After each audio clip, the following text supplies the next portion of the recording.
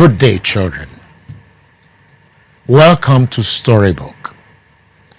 My name is Victor Lauton, and I am an actor. This story came about many years ago when the world was a different place.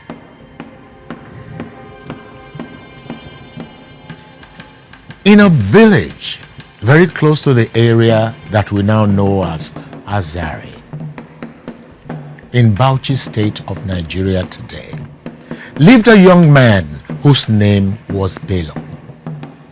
The moment he was born, his parents' joy turned immediately to sadness as they realized he had been born with a lump about the size of a small yam on the right side of his face. Well, as his parents, of course, they loved him all the same. After all, an ugly child of your own is more important and lovable to you than the beautiful child of your neighbor. Bello's early childhood was happy enough. His parents kept him safe and out of very violent tongues and ridicule. But this changed when he went to school. We know how children can be unkind, and perhaps we can forgive them for some frivolity. But there comes a time when they should know better. Now, 12 years old, Bello was tall, strong, and one could almost call him handsome, but for the problem on his face. He was at the top of his class in school, which made some of his classmates, out of jealousy, tease him all the more. There was one boy especially. His name was Rafiu, Bello's neighbor, in fact, who seemed to get much pleasure from exceptionally unkind behavior. Rafiu called Bello many awful names, all the while thinking he was amusing and intelligent. Rafiu at times made Bello very miserable. The elders of the village constantly warned Rafiu over and over again, "Be careful." They cautioned, "What you give is what you get." This made no sense to Rafiu, who continued his wicked taunts.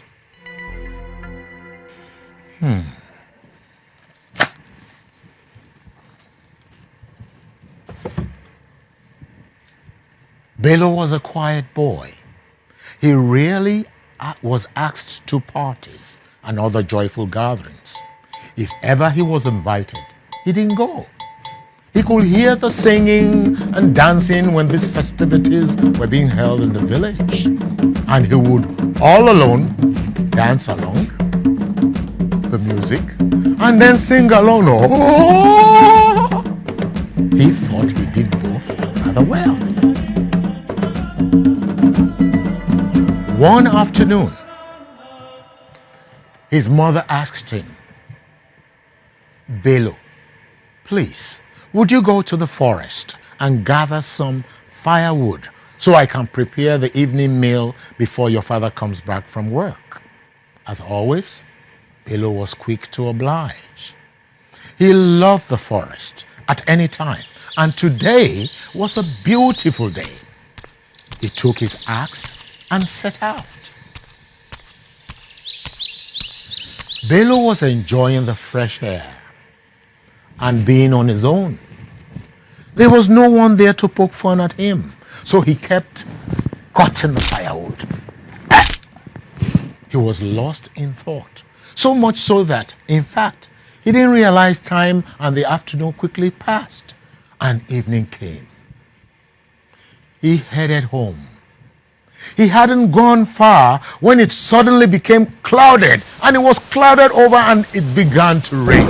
So he looked for shelter. No house was in sight. He came across the remains of a huge tree that appeared to have been struck by a previous lightning. The trunk of the tree was so hollow, so he sheltered there, hoping to sit out the bad weather, but it just got worse. The rain was pouring down, and the wind was blowing stronger. He became quite scared. The sky was definitely angry, he thought out loud. After what seemed like an age, it did finally clear. The sky was now strange purple color with streaks of orange in it.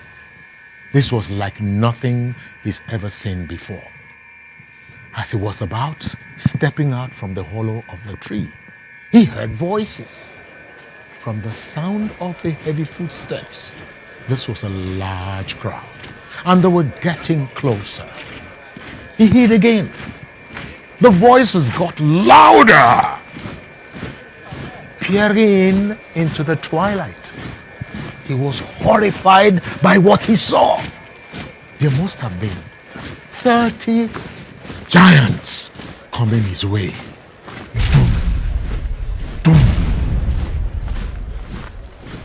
Several had horns on their heads. Some had one eye, while others had three. Many had mouths the size of large caves, which were crammed with piercing, sharp teeth. Each one seemed bigger and uglier than the other. Oh, this was a frightening sight.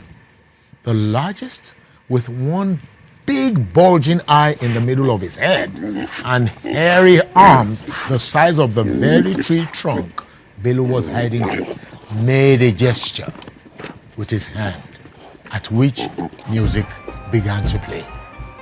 The giants started to sing and make merry. They were eating and drinking and having such a wonderful time that they didn't see Bello move closer to them.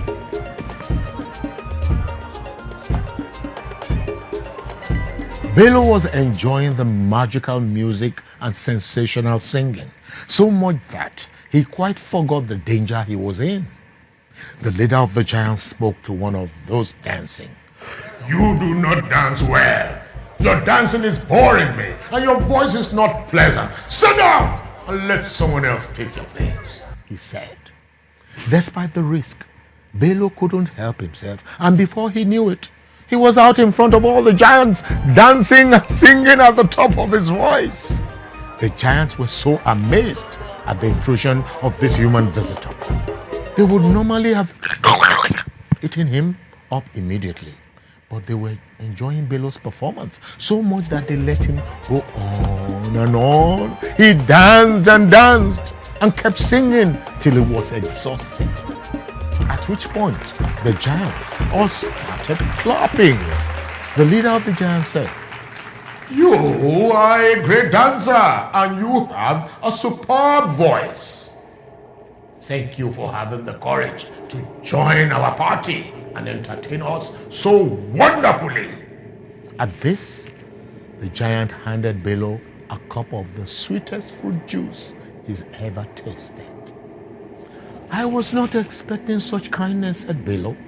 "I thought you'd eat me up for disturbing your party." "Oh, no," responded the giant. "In fact, we enjoyed your performance so much, we would like you to come back again next month when the moon is full again in the sky."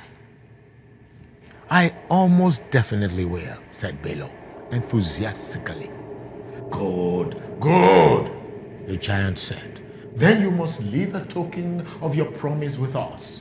Something very precious and important to you. Something that we will know you will want to come back and get."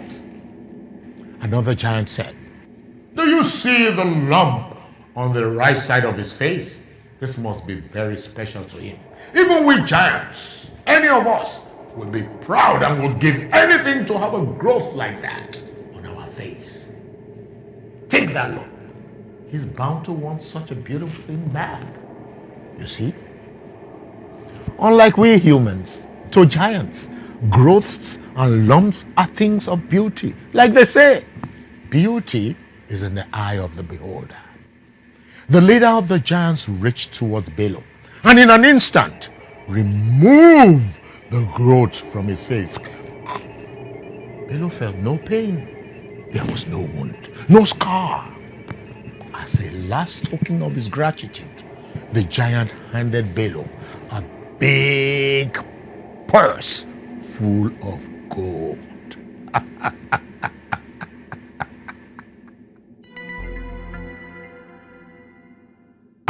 Children, a crack of thunder. The giants were suddenly gone. Balaam was left alone. He touched his face in amazement. The growth that had been like a curse since the day he was born was truly gone. He ran home, quite forgetting the wood he had chopped for the fire, and told his mother and father, who were relieved to see him, what had happened. The news quickly spread about the village. Everyone heard the story of Balaam's adventure. Balaam's face was smooth. He was at last the very handsome boy that was always there behind the unsightly growth he had been born with. The gold the giant had given him was so much, so Balaam became very rich.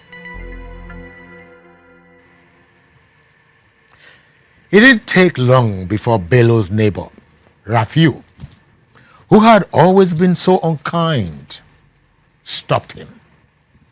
"So, Balaam," he said, "you know you've always been a friend to me.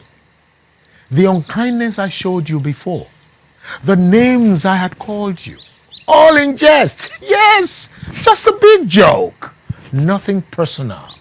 You understand, right? You've always been like a brother to me," he said, smiling through the lies. "I am so happy your face is healed," he continued. Tell me, where is this place you saw the giants, so that I may be given a fortune in gold by them also? Do tell me, my brother, do." Balaam understood straight away that his new friend was not in the least bit concerned that his face was healed. It was in fact the gold he was after. Balaam told him everything, even where the tree with the hole in the trunk was, and how to get there, and when. "Next full moon, you say? I shall go." "Do not dare go yourself, Balaam," he hissed. His true colors is now showing and shining through. Balaam had no intention of going back to see the giants anyway, and he assured Raphael that he will certainly not be there. The night of the full moon came, and Balaam saw his neighbor start out on the road that led to the forest. After a while walking, the boy came across the hollow tree as Balaam had described it. He hid inside and waited. The rain and the wind began, and the thunder roared. The lightning cracked. The sky turned the same strange color. Then the giants appeared. The music, singing, and festivities began. It wasn't long before the leader of the giants asked for silence. "Does anyone see the boy that danced for us at the last moon?" he inquired. At this, Raphael jumped out. I am here, he said, with his one bulging eye in the middle of his big head. The giant peered at him. "Are you the same boy?" he asked. Luckily, humans all look the same to giants. To them, we are each as ugly as one another. "Music, play," said the giant. "Dance, sing," he commanded of Raphael. Well, Raphael sang and danced as he was told, thinking that anything he did would please the giant. He hopped about and sang anything he could remember. His performance was so terrible. After a while, "Stop!" shouted the leader of the giants. "Your performance is not like the last time. We do not wish to hear your song nor see your dancing anymore. You must go away at once." "What of my gold?" Raphael inquired, putting himself in great danger of being eaten. "Gold?" The giants laughed one and all. "No gold," said their leader. "But take this back. This is the token of your promise you left for us the last time. Take this back and return to us no more." With that, he reached under his clothing and took out the lump he had removed easily from Bello's face, and with the same ease attached it onto Raphael's face.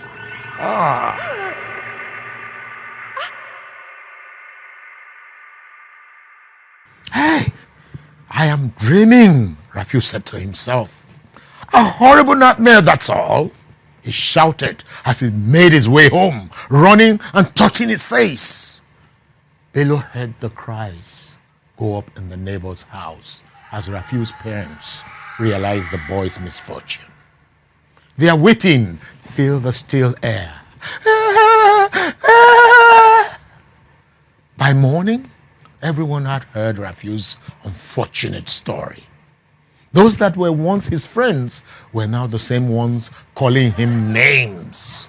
"Yamhead!" they shouted. And "Potato face!" Raphael heard their taunts from where he was hiding in his room. He remembered how he used to shout the same things at Bello. And he was deeply saddened at how unkind and uncaring he had been. He was very much an unneighborly neighbor. As noisy as the shouting was, however, it was the voices of the village elders he heard even louder, echoing in his head. "What you give is what you get. What you give is what you get."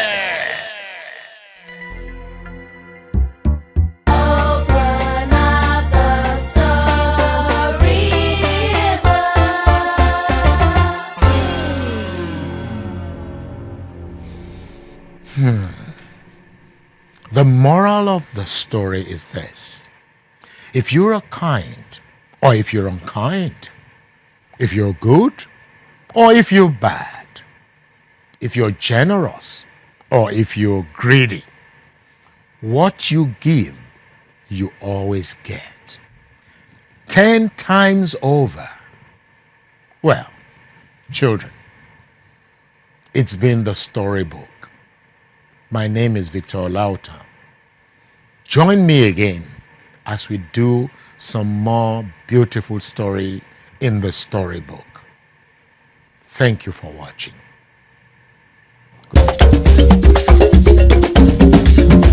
Dad, the hyena is lame.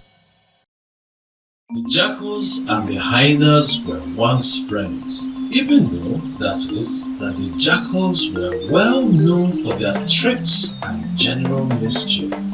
As they were walking together, chatting about nothing much, the weather suddenly turned from bright sunshine to grey and foggy. The clouds had come down from the sky to visit the earth. It became difficult to see too far ahead. It was the jackal who noticed a cloud, all white and fluffy. The jackal jumped on the cloud and began biting huge chunks out of it.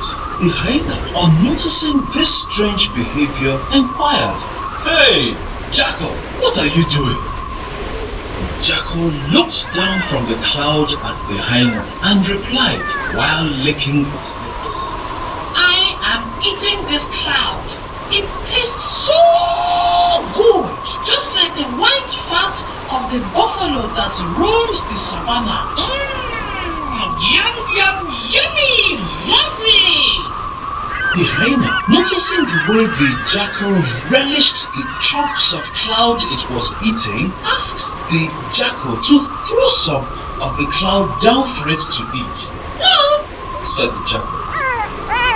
If you want to eat any of this tasty cloud, you must climb up as I have done. I will throw none of it down to you. Please, jackal, I cannot climb as you can. Throw me just a morsel, the jackal, still licking its lips and chattering, replied. I'll tell you what, let me jump down and then I'll help you up. You must catch me as I jump down, however. The jackal, smiling slyly, prepared itself to jump down. When ready, the jackal took a huge leap and landed softly full on top of the hyena, who was knocked hard to the ground and was only seen again when the dust had settled. The jackal, lying through its teeth, pretended to be sorry. I'm so sorry, hyena. That was an accident. The hyena, intent on eating some of the delicious cloud, shook itself back to its senses. Jackal, I have helped you down, so now you must help me up. This, the jackal did without complaining. When the hyena jumped on the cloud, it immediately began biting big chunks out of it. Lovely. The hyena exclaimed while chomping away. But as swiftly as the clouds had enveloped the earth, they began to move skyward again. The hyena, on noticing the sun breaking through the clouds, called urgently down to the jackal. Jackal, as you helped me up, help me down. The jackal stammered around excitedly. Yes, hyena, yes! You jump down when you are ready. The cloud was rising faster now. The hyena was startled but steadied itself and jumped. Just as the hyena did this, the jackal, who had given the impression he was going to catch the hyena, suddenly let out an almighty howl. My paw! My paw! A thorn has stuck into my paw! With that, the jackal rolled about in supposed agony as it pretended to have a thorn stuck in its paw. It was too late for the hyena, who had already jumped and was in mid-flight. As it realized it was about to hit the ground hard, had a look of both surprise and fear on its face. The hyena hit the ground and immediately began writhing around in genuine pain. "Oh!" exclaimed the hyena. "Jackal, please help me!" The jackal was now up and, still pretending to have a thorn in its paw, hobbling about on 3 legs. "You will have to help yourself, hyena! I have genuine problems enough of my own!" This was the last hyena heard of the jackal, who, as soon as he was out of the sight of hyena, put all 4 legs on the ground and ran away at great speed. The hyena, however, took a very long time to recover. When it did, it got up very slowly and limped off in pain. If you look carefully today, you will see that because of this incident, the back left leg of all hyenas is slightly shorter than its other legs, causing it, even now, to limp and appear to be lame.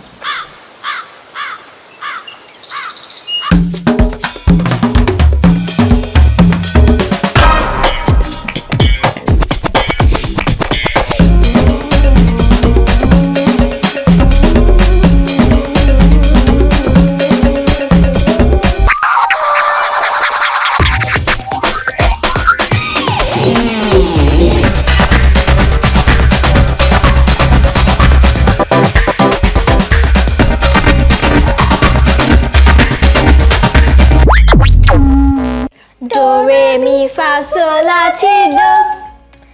I think our guest will love our harmony. I'm sure he will. Hi there, I'm Ashama and you're welcome to Stereo. And I'm Kamsi. We have a very interesting guest on our show today. We can't wait for you to know him better. Our guest has achieved a whole lot in his career. He is a singer, songwriter, producer, music tutor, and actor. He is passionate about encouraging and empowering young artists.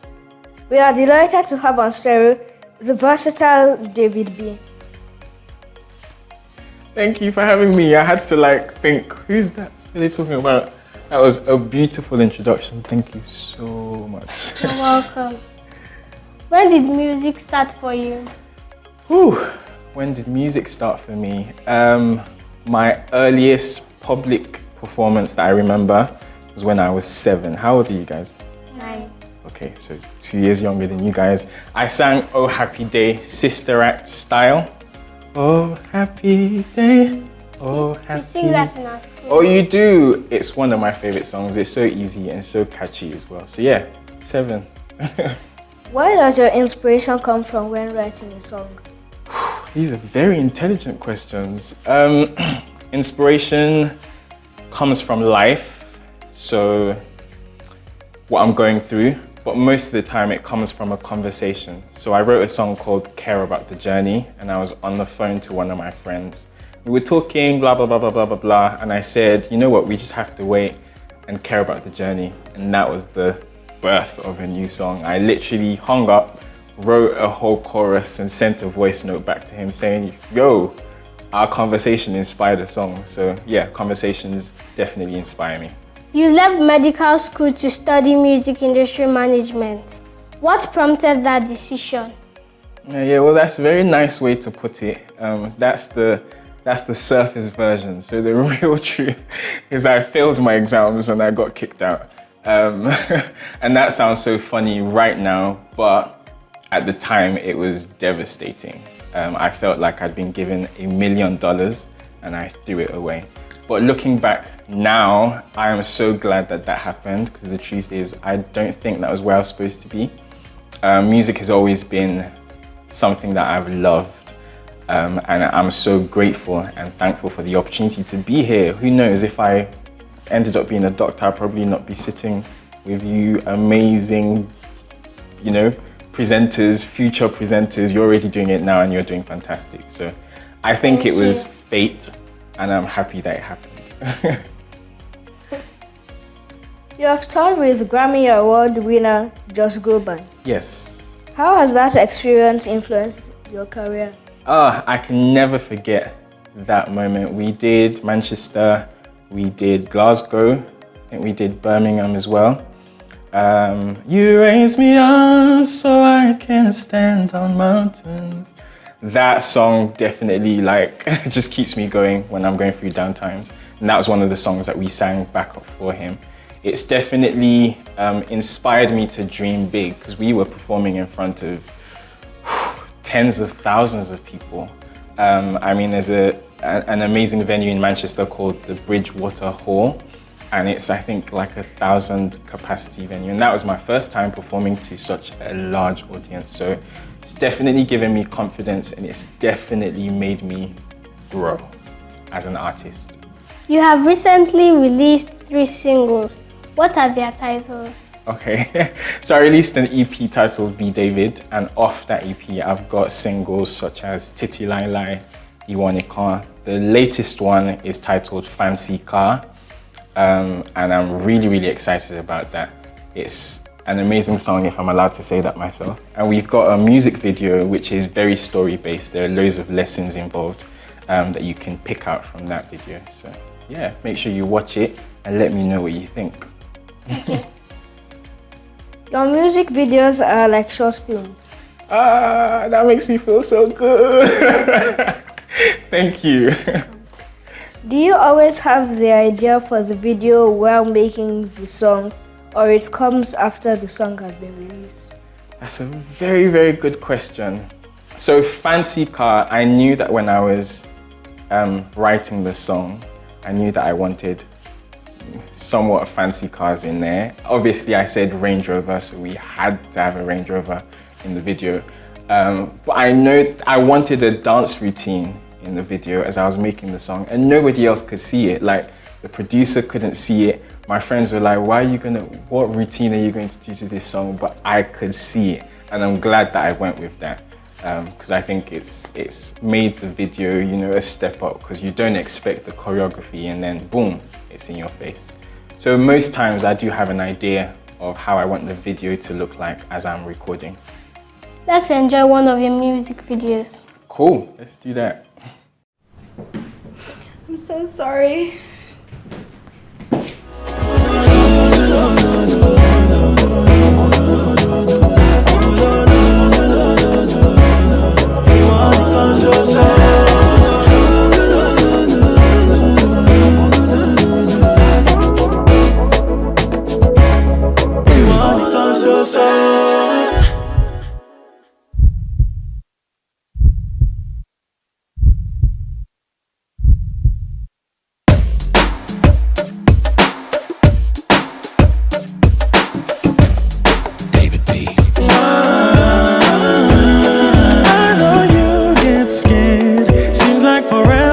So long these days, you have your fears. So here and now, girl, I promise for always I'll cherish your heart, I won't lie to you. And I'll keep my word, you know it's true. I'll use the rest of my life, baby, till the day that I die to show you. Titty lie, I will always be right by your side. Titty lie, I'll do all that I can to make you smile. Titty lie, and even when it goes wrong, I'll make it right. Titty lie, oh baby, titty lie, yeah.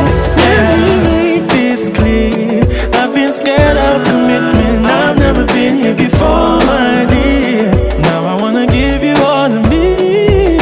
I'll cherish your heart, I won't lie to you. And I'll keep my word, you know it's true. I'll use the rest of my life, babe, till the day that I die to show you. Titty lie, I will always be right by your side. Titty lie, I'll do all that I can to make you smile. Titty lie, and even when it goes wrong, I'll make it right. Titty lie, oh, titty lie, yeah. Titty lie, I will always be right by your side. Titty lie, I'll do all that I can to make you smile. Titty lie, and even when it goes wrong, I'll make it right. Titty lie, oh, titty lie, yeah.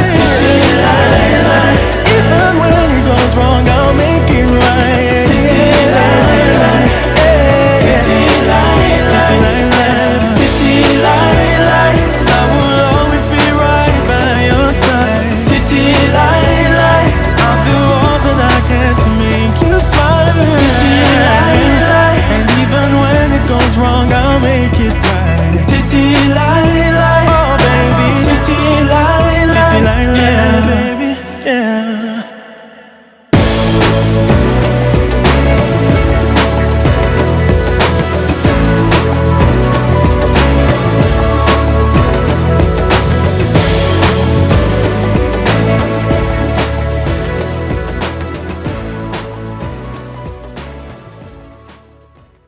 We still have David B in the stereo studio.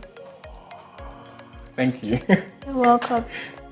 You have a catchy name. Okay, yeah. What does the B in your name mean? Billionaire. I'm joking. I should change it to billionaire though. It's the first letter of my last name, which is Balogun. So my full name is David Oluwafermi Balogun, hence David B. Because that's such a mouthful, isn't it? So David B is short and sweet. Everybody can say that. You are a backup for some gospel greats at the Festival of Praise in Manchester. Yes, I was. What was that like? Amazing. So we had Kirk Franklin on the stage. One year we had Mary Mary, and these are amazing gospel artists. Some of my favorites actually. So just to share the same stage with them, for me, it's definitely a highlight in my career. So these are things that I cherish for life. Your song Titi Laye Laye was used as the official soundtrack for a web series. Yeah. How did that make you feel? It made me feel amazing. Titi Lai Lai is one of my most loved songs because I guess everyone loves love, and the song is about love. And the web series called 360 with Abby centers around, you know, the love life of someone who has epilepsy. So Adenike, who's the director, and you know, it's her story.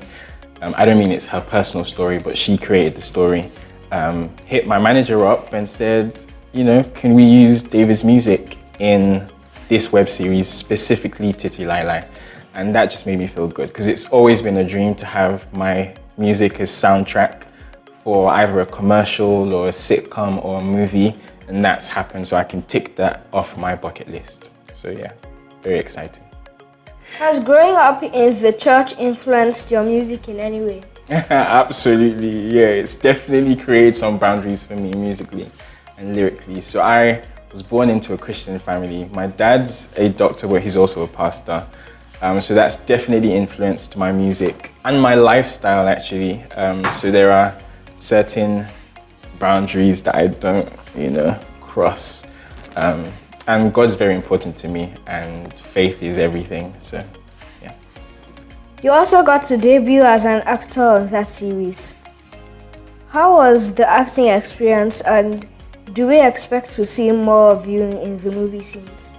Yeah, I remember when my manager called me and said, oh, do you act? Do you want to act? There's a role for you. And I was like, okay, I mean, the most acting experience that I'd had was in my Titi Lai Lai video, so I had to do some acting there. But it was nerve-wracking to say the least, because I mean, coming out of your comfort zone, it's quite difficult sometimes because I felt like I'm a crappy actor. But the series gave me an opportunity, and I'm grateful for that. We shot season 2 earlier this year. And I can't wait for people to see my character Kunle, how he's evolved. People don't like Kunle, by the way, but I'm okay with that. Yeah, it's whatever. Don't go anywhere. We'll be right back.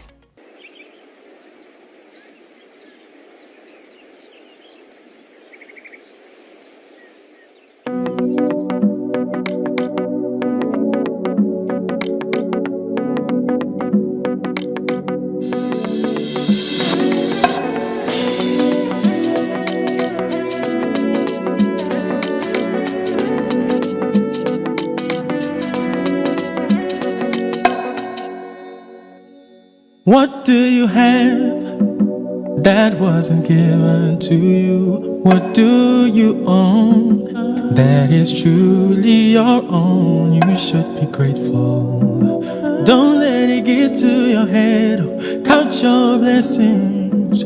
Please stop bragging. Tori oni fancy ka wama wawaku wa obitono obitono. Tori oni Range Rover, iwa kwala kwala obitono obitono obitono.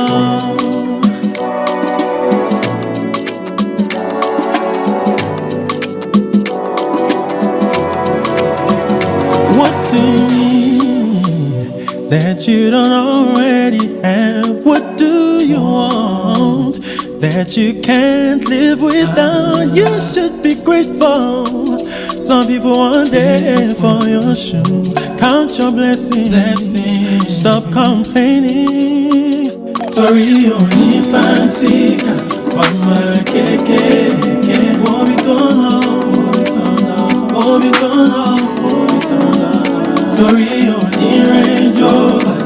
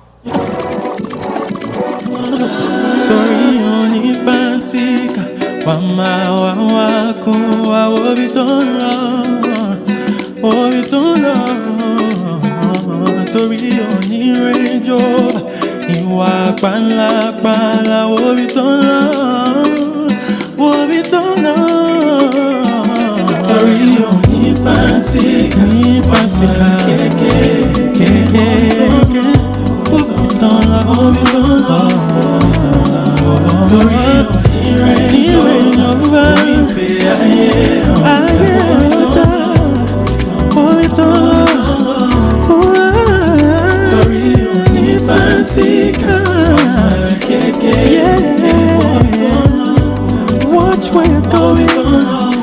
Take responsibility. You wanna be great again.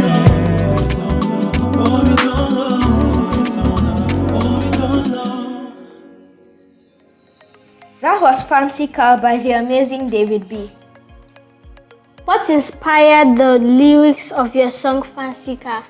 Good question. I was driving to work one day and there was this lady in her Range Rover on the M62 and she was basically just driving like a mad woman. So as you do as an artist, I had my phone in my pocket, so I pulled it out and I got this Torioni Fancy Car,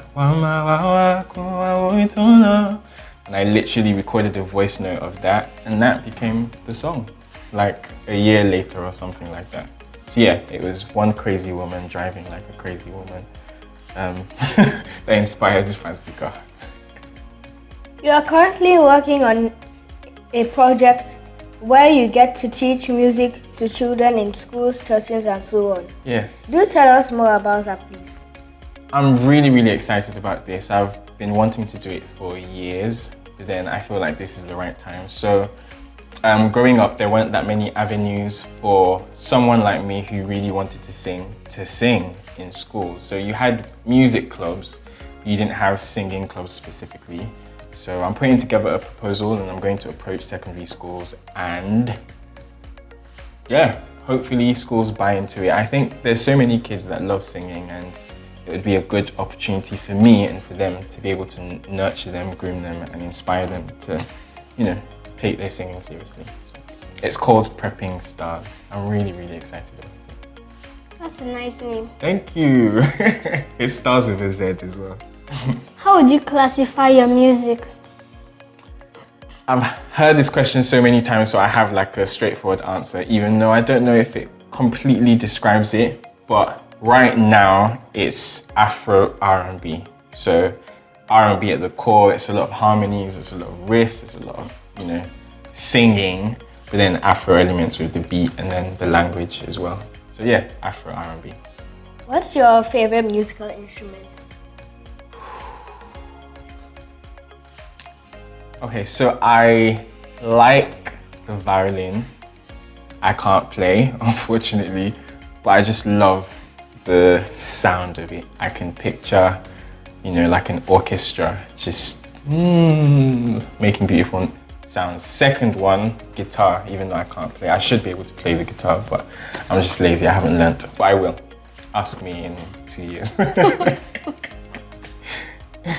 Who would you say influences your music the most? Brandy. You guys are definitely too young to know who Brandy is, but Brandy is my favorite artist of all time. And I'll tell you why. It's her natural tone, but more than that, it's the fact that she redefined what harmonies mean for me. So typically, harmonies are like conventional block harmonies, and she just broke the boxes and So yeah, you should go and check it out. Ask your parents who Brandy is; they will know. Yeah. Now we would like to do something extra fun. Let's go. We will ask you questions and you pick answers in a second. Are you ready? No. Alright, let's go. Guitar or piano? Piano. Gospel music or Secular music. London or New York? London. Stereo is spelled Stereo. Give us one music-related word for each alphabet that makes up stereo. Okay. What? Say that again. Stereo is spelled Stereo. Oh, okay. I get you now. Give us one musical-related word for each alphabet. Sound, tempo, echo, rhythm, orchestra. I think I did all right. Thank you. Is that it? Okay, cool. I'm getting excited. Here's a piece of paper. Oh God, I can't. Please make a paper plate. I can't. Sorry, I can't. I was that geek in school. I just read books. I didn't do any of that. So I'm not gonna fool myself on TV. Let's just leave it at that. It's a nice piece of paper. We don't want to ruin it. I can't do a plane. You can do it anyhow. Okay. I can make a gun. Can I do that? Make it.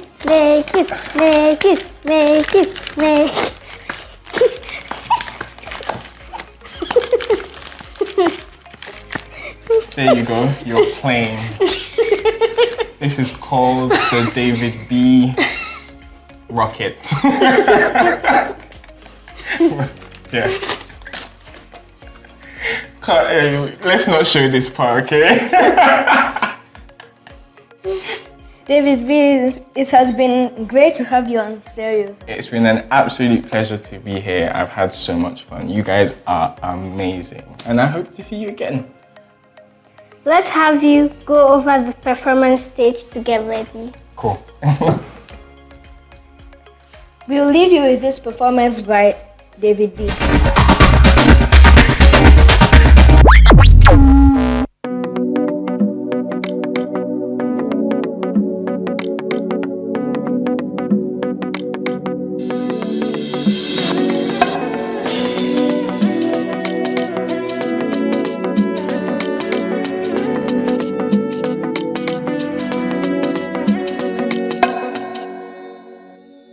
What do you have that wasn't given to you? What do you own that is truly your own? You should be grateful.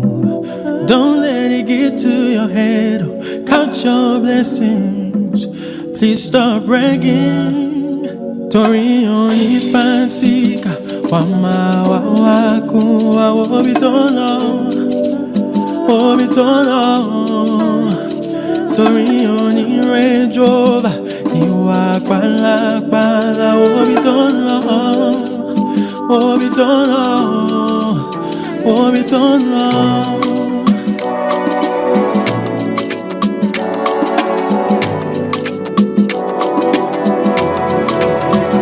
What do you need that you don't already have? What do you want that you can't live without? You should be grateful. Some people want there for your shoes. Count your blessings. Stop complaining. Tori oni fancy ka wama keke obitono. Tori oni Range Rover going pe aye oda obitono.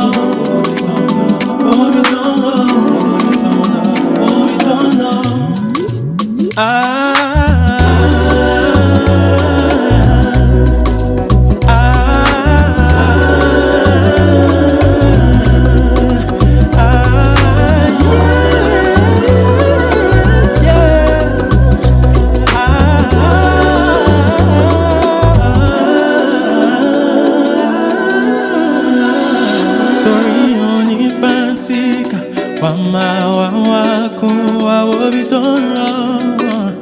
obitono Tori onirejo Iwa pala obitono Tori oni fancy keke obitono Tori